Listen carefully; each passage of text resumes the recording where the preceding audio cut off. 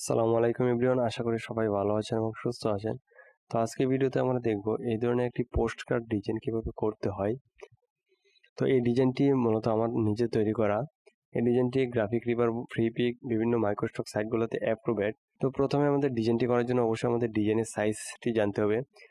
Post card ডিজাইনের যে standard size 6 ইঞ্চি ইন্টু 4 ইঞ্চি।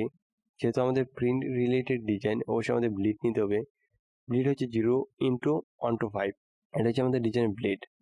সো আমাদের ডিজাইনের সাইজ জানলাম। দেন হচ্ছে আমাদের ডিজাইনটি করার জন্য অবশ্যই কন্টেন্টের প্রয়োজন হবে। তো আমরা যে কন্টেন্টগুলো ইউজ করব ডিজাইনের মধ্যে, যে রিলেটেড ডিজাইন তৈরি করব সেই রিলেটেড আমরা কন্টেন্ট ইউজ করব। যেমন ধরেন কর্পোরেট রিলেটেড কোনো ডিজাইন তৈরি করি, তাহলে কর্পোরেট রিলেটেড আমাদের কন্টেন্ট ইউজ করতে হবে। মেডিকেল রিলেটেড কোনো ডিজাইন তৈরি করি, মেডিকেল রিলেটেড আমাদের কন্টেন্ট ইউজ করতে হবে।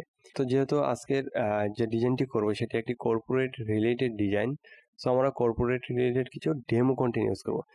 মাইক্রোস্টক সাইটগুলোতে আমরা ডিজাইন সাবমিট করব, তাই আমরা ডেমো কন্টেন্ট ইউজ করব।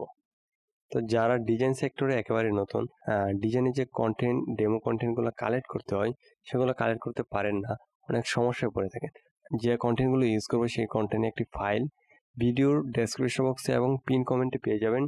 ডাউনলোড করে আপনারা চাইলে ইউজ করতে পারবেন। তবে এই ভুলটি কখনো করবেন না, আমি যেভাবে ইউজ করি সেম টু সেমভাবে আপনারা কখনো ইউজ করবেন না।